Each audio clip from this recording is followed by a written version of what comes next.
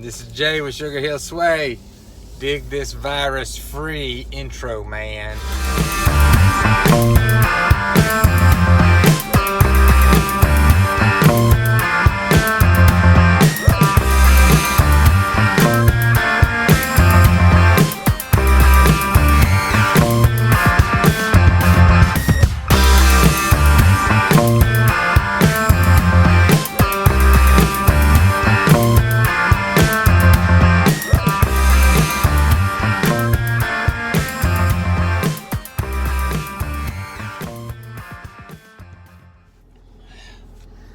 Alright, good morning everybody.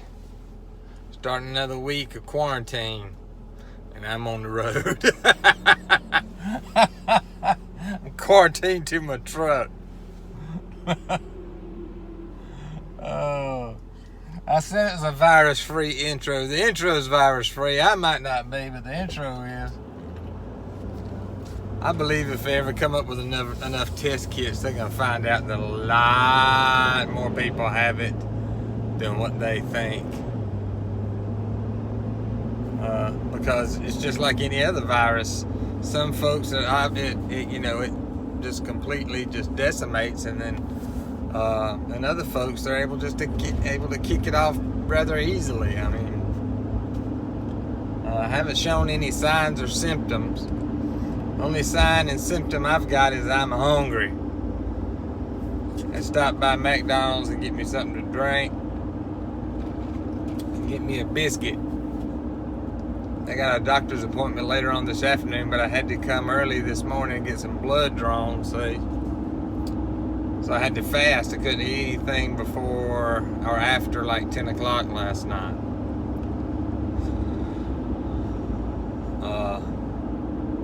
So I was hungry. But I got me a biscuit. I'm gonna tear into this sucker too. It's one of those appointments, I got that doctor's appointment, I had to come down here and get my blood drawn. Well, I live 35-40 minutes away from the doctor's office, which is in the hospital, by the way, the local hospital. And my appointment's at 1:30, but I had to come down here and get some blood drawn first thing. So now it's 9 o'clock and my appointment's at 1:30. I don't really want to drive 40 minutes back home and then drive 40 minutes back down here to the doctor's office and then drive another 40 minutes back home. So that's that's almost an hour and a half just in travel. And normally what I do is I just kind of, fiddle fart around down here in Alabama. I mean, down here in Dothan. But the virus, you got to kind of be careful where you go. Some places are just closed. I know I got to go to the grocery store. I got to get a few things, and it's always something that we forgot to get. We went to the store on Friday, I think it was Friday. I went to the store on Friday, got back home, got done loading stuff, and found out there's 4 or 5 things we forgot to get, so I got to go by there. And I think it'll be slack enough to where I can go to a couple of places and then maybe go in early to the doctor's office and just sit there and wait and see if they have anything, sooner. But I'm finna eat my biscuit. I got me a biscuit. I'm finna eat my biscuit. Alright? Y'all listen. I went into the Walmart a little while ago, and there's still a bunch of people in Walmart still, and they're shopping and everything. And but now I'll be honest with you, they taking that 6-foot space for real. You gotta walking down the aisle and somebody's looking at something and you start walking down the aisle, they instantly start moving away from whatever it is they're looking for. You move back the other way, then they move back with you. Oh, that's funny. It's like they scared you're gonna poot or something. Or they smell a poot and they're trying to get away from it. That's what it is. Oh, well, mate. Well, that's funny. They still got plenty of stuff. I didn't see a shortage of anything other than cleaning supplies and toilet paper. Everything else they still got plenty of. Plenty of. Alright, this is what I got now. I got these empty drink bottles. I got the bottoms cut out of them and little holes where I guess where the teats were, or whatever you want to call them. I'm gonna fill this up full of, I got some floating catfish food. I'm gonna fill that bottle up with catfish food and hang it. See, I got the hole drilled right there. Goes all the way through. Hang it a couple of feet from the ground and let it sit there and dangle. And then I'm gonna put my camera out, or I'll probably put these where I already have a camera at. I got me another camera. I'm still working with that stealth cam. I really jumped in full, but I got me another Tasco. One of those little cheap Tascos. At least it's dependable. It ain't the clearest image in the world, but at least it's dependable. I mean, I can put it over there, put it on video, and walk away from it. Ain't gotta worry about it. No. I'm gonna fill these up and hang them where I got game cameras at, and see if we can catch something playing around with these things. I said I'm gonna try this fish food first. If not, then I'll try the cat food. Alright, I got the little bottles full. Got this old catfish feed in there. There's some old stuff. We got an old catfish pond down there. That's what we originally had this stuff for. But I had something I was scared to give to them because it's been sitting so long. So anyway, I got them full. And what we do is we take them like this one I've already got kind of fed through there, and hang them from a limb about 2 foot off the ground, and put a camera there and see what we can see. Take the tape off because the little, I'd say tits, but that's what they are on the bottom of the bottle. Got them cut out. There should be like 5 of them shaped like this, you know. So take that tape off after we get them hung, and put a camera there and see what just fools around. Kind of draw them in with some strawberry syrup. You know, they smell like crap. Here they come. Boy, I may even put some on the bottle itself. My uncle told me to go to the dollar store and get some ladies' knee-high hosiery. Get some knee-high hose and put this stuff in it with some sweet peas and some corn, and I'm sure it works better than this, but I ain't quite bold enough to walk into a place and buy a bunch of ladies' hosiery. I ain't quite to that point in my life where I feel comfortable doing that. I have used these before to feed deer. I feed with 2-liter bottles instead of 20-ounce bottles. You just cut the bottom out of them like this, cut the tits off of them, fill them up full of corn, and just throw them. And what they do is they'll leave a little string, leave a little trail as to wherever where the bottle lands. And the darn deer, man, once they get to working in that darn bottle, they forget everything around them. I believe I could walk up and pet one. That's how they forget everything about what's going on, because they're sitting there working for trying to get that corn out, and their mind is on the corn. But we got these. I'm gonna set them out tomorrow. I'll show you how I got them set up. I've never hung anything like this. I've always, like I said, just thrown them out there on the ground. But we'll see how this goes. Like I said, I got a new camera. We're gonna try to set that up here in a minute too. Alright. Okay, here's my two. This is my new Tasco I got yesterday, I think it was. It's a 10 megapixel. This is a stealth cam. This is a 12 megapixel. This is the one this one and the other one that I got, the other stealth cam, were just having trouble with them. I'm just not getting good, you know, feeling warm and fuzzy about the stealth cam. It'll fill up a darn card in like one night. It's almost like the sensor is too sensitive. But I changed some settings on it, hoping maybe that's what it was. This thing right here is the simplest thing. If you want simple to set up, now like I said, it ain't the best picture quality in the world. You're not you're not gonna make a full-length motion picture out of it. This Tasco right here is the simplest thing to set up. It's got single picture, 3 picture, and video. And you set that up any way you want to set it up, and it's just the simplest thing in the world to set up. So like I said, I'm more impressed with this one than I am this one right now.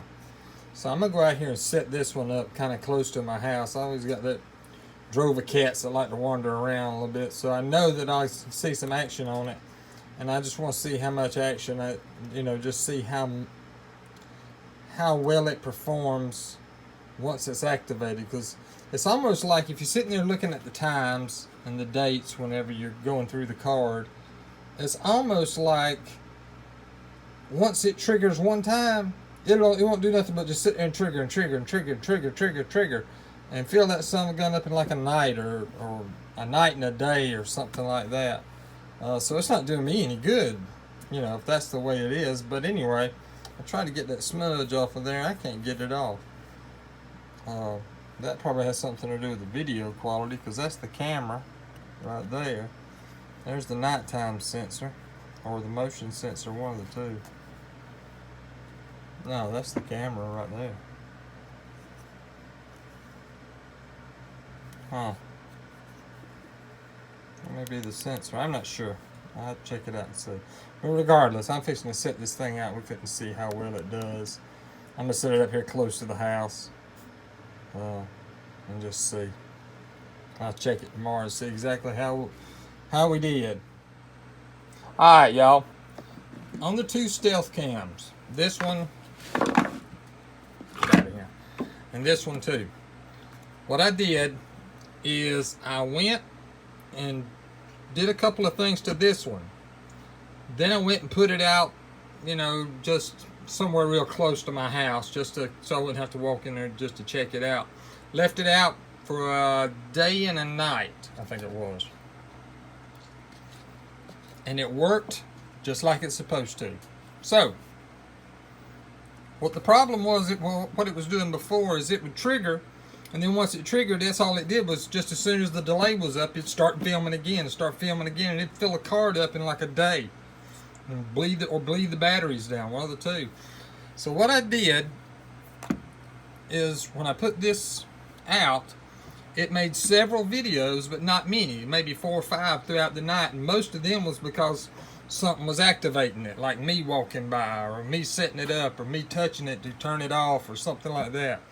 It didn't take in just a bunch of wild videos of nothing but trees. So what I did, this is the little motion sensor, which is right behind here. Okay? Right behind here is the motion sensor. That's the camera. That's the day-night sensor. This little sensor right here lets it know whenever it's in day mode or night mode. It senses sunlight. This is the camera. This is actually what takes the pictures or takes the video. Your infrared lights are up here. Okay?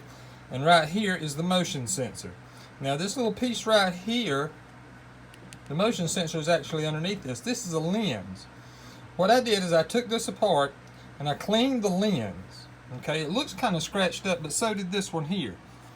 But that part didn't change. The scratchy part didn't look like it changed a bit. So neither does this one, I don't think. But I cleaned the inside of it off, and I cleaned the sensor behind it. Now, what I think it was, I don't really think it was this, even though that's what I'm fixing to do. I'm fixing to take this one apart now and clean the sensor and the lens on it. What I think it was is that little joker right there. Now, you've all seen them in most any kind of thing that you buy that costs any kind of money. It's a little, what do they call them, anti-theft protection device. It's AMF, I think that's what it is, or something like that. What it is you've actually got, inside here, you've got two pieces of metal. There's no good way to hold this thing up. There we go. Got it right. So what it is inside this little thing is two pieces of metal, and they're real fine sheets of metal inside here. And when they're put together in close proximity, they emit a radio frequency, which is like, I think, 58 kilohertz, something real low, real small. It's just enough to put out just a little bit of a hum for anybody that's trying to listen to it. And that's what those things in Walmart and all these places that you get these at, when you walk through those columns and everything, that's what they're listening for, is that little hum right there. Now, you also have them on the package, because this enclosed is basically for if you take out the package and stick it in your pocket, that kind of thing. The package itself has one thatself. What I think has happened, I think the little radio frequency that this little strip emits, I think it's triggering my darn camera to come on and start filming. So what I did on that other one, this one right here, I took that piece off, and I cleaned the lens and the motion sensor and everything. But I really think that was the part. So that's what I'm going to do on this one. I'm going to remove this piece right here, which really doesn't serve any purpose now that I've bought it. And I'm going to clean the lens. And I'm going to clean the motion sensor behind the lens.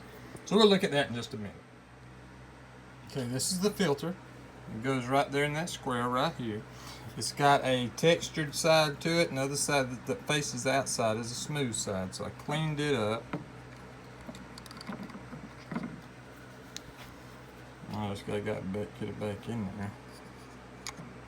Kaboom! That is a little motion sensor. Okay, that's the day-night sensor, and of course that's the camera. Okay, so what we're gonna do now, I'm gonna take my little cloth here and just kind of clean that up a little bit, and then put it back together. See how it does then? Okay, the circuit board is actually attached by 8 screws. They go in these little holes here. And that's what holds it in. You got the gasket right here that keeps all the moisture and stuff out. There's your battery pack that goes in this way, but that's the compartment that holds the batteries. So let's put the screws back in it. Okay, this is the inside that tag that I just pulled off. You can barely see it, but you can see the two different metals in there.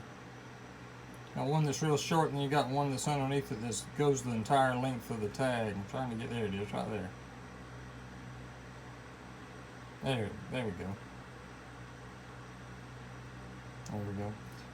I think this was interfering with the motion sensor, and it was not the motion. Yeah, the motion sensor trigger, whatever triggers the motion sensor and causing it to come on and stay on all the time. So I got that one taken care of, got it cleaned up and everything, so I'm finna go put it out, let it sit tonight, check it in the morning, see how it does. If it's still acting up, it's gonna become the most expensive pistol target that I have.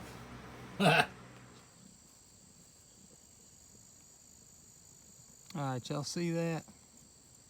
That's the infrared light that detects whenever there's motion in front of it, it comes on. It's pretty much staying on. That's exactly what it's doing. It goes off and it comes right back on. So this one ain't doing no better. So it might not be the AMF tag on it. That's the light that comes on whenever it notices motion in the dark. Although there is some motion here, but I was standing away from it a minute ago, and it just kept doing it, kept doing it, kept doing it. I don't know about this time. Yeah, that didn't work out. This one, I don't know. This camera here, I don't know. I guess it's just a piece of junk. I guess what I do is I carry it out there and sit it there. It's in the nighttime, you know, it's dark outside, so I can see the light come on whenever it's activating. And the light would go off, it'd wait the delay time, come right back on. Even though there was nothing in the middle, in the field of vision to block the, to activate it, it just come on its own. So this one acted like it was supposed to, so I'm gonna give it a good chance. I'm gonna set it out in the woods now and see how well it does. This one went acting right. This one's still doing the same thing. So it's just, you know, you live and you learn, I guess. I guess you just learn not to buy any more stealth cams. They used to be good. I mean, setting them up was always a pain in the butt, but once you got them set, they were usually pretty good. I mean, they were durable and everything, but these last two that I've got have just been junk. I was able to get one to kind of work, like I said, and we're going to give it a good shot tomorrow and see how it does. But this one right here, I was going to shoot it just out of principle, but I think I'll hold on to it for parts or something. Say, you know, lens cover or something gets cracked on this one, I'll have some parts for it. That's what's probably going to happen, is me just, you know, I ain't going to bleed down batteries knowing that it's not any good. So I've already pulled the card out of it and erase all the little images that I just put on there, and take the batteries out. Ain't no sense in bleeding down batteries from something I know ain't going to work. So tomorrow I'll get out. I've been sick, and it ain't been the virus. It ain't been the COVID-19 or the coronavirus, whatever you want to call it. I've just been sick for the past 2 or 3 days. But I pretty well got over that. So tomorrow I'm looking to get out and change the cards in cameras and put out my feed bottles. And I'm going to wear my "Look Out Now" hat. This is my hat. This is what I wear whenever I want to make a political statement like, "Look out now!" This is what I wear. I'm making a political statement by wearing this. The political statement is, "Look out now!" Just so you know. All right, y'all. We're busted my booty. We back out here again. I'm gonna change the cards out on these 2 cameras. I'm gonna put out 2 more. I got me another Tasco. Yeah, I got me another Tasco. It didn't take the greatest pictures in the world, but it's dependable and it's easy to set up. Then I got that other stealth cam that I think I got it okay. We're gonna have to see though. I'm still not sold on it, so we're gonna set it up and just kind of see how it's doing. But it's 90 degrees out here, and I don't like walking in the woods. I mean, I got a shotgun with me, you know, but still doesn't mean I like walking in the woods when it's hot.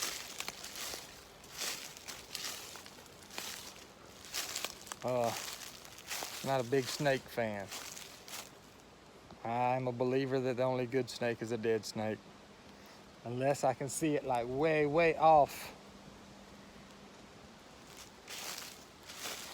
If I can see it way, way off and I can kind of determine what it is, that's all right. But me just walking through the woods here, all of a sudden, boom, there's a snake next to me. I just don't like that. I need to get me some snake gates. But it's kind of hard to find some. That's something that comes in different sizes. Those snake gates do. And I want to be able to try them on before I buy them. I found them online. They're not terribly expensive. And they seem like they do a pretty good job. I mean, they seem, you know, design-wise, they do all right. But I hate to buy something that I've never tried a size on before, and then get it in and it be too big or it be too small or something like that. So I'd really like to find some local and then try them so I can at least, you know, gauge, see what size I need. I may just make some. I don't know. I don't know if I want to protect my legs from something that I made. But usually snakes, if they hear you coming, they'll either just stop and kind of hunker down or get out of, you know. So if I'm making enough noise, maybe they'll leave me alone. Right in here was one place I wanted to put a camera. But anyway, I'm gonna see what we got. I'm gonna walk down to the creek first. And that's another place. Moccasin ain't scared of nothing, so it'll come after you if it sees you. That's another reason I don't like walking down here in Summertime. What the crap is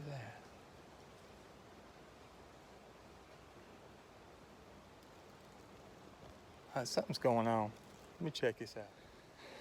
Yeah, that was just a bunch of buzzards in the trees over there. About 3 of them.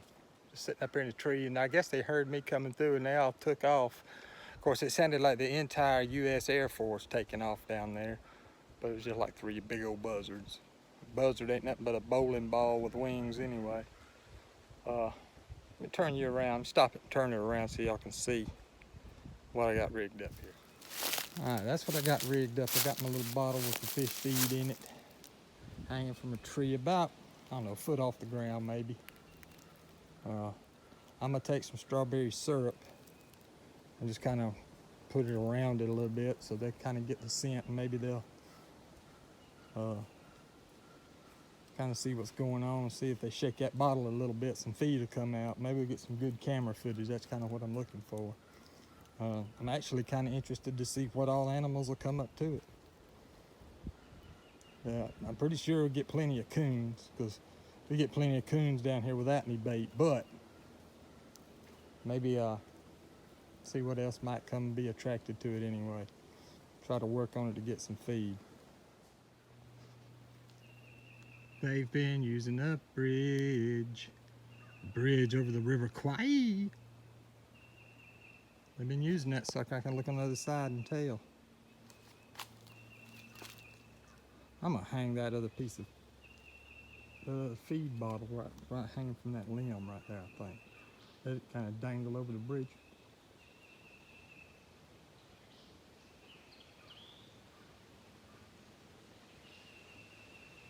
I believe. And change this camera out too. All right, I can't hold it back anymore. That bugs the crap out of me. I know it shouldn't bug me. I know I said last week, as long as the animals can go across that bridge, I don't care if it swags in the middle, but that's just bugging the fire out of me. I'm gonna go get a couple of concrete blocks. I think I may have some, and put them under each side, maybe 4 total. The ends are secure. It's that middle with the bow in it, and I can't stand that. I can just walk across it. That ain't no problem, but it just aggravates me. So I'm gonna have to do something about that. Now, if y'all watched last week's episode, y'all saw some pretty little flowers that I had, or it might not have been last week. It might have been week before last. Anyway, I took some pictures of some blooms and some flowers down here close to the creek. That's all that's left of them now.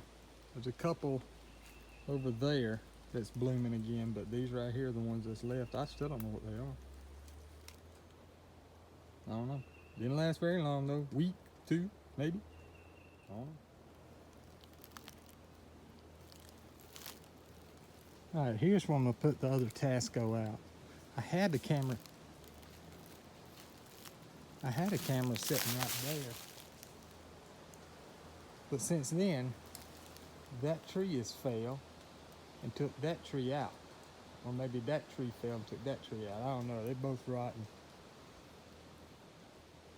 But anyway, so instead of putting it up right there, I'm going to put the camera there and hang the bottle here. Maybe what I do. I saw a coon, a big old coon down here last time.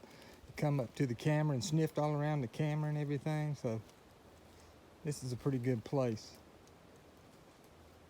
I think. We'll see.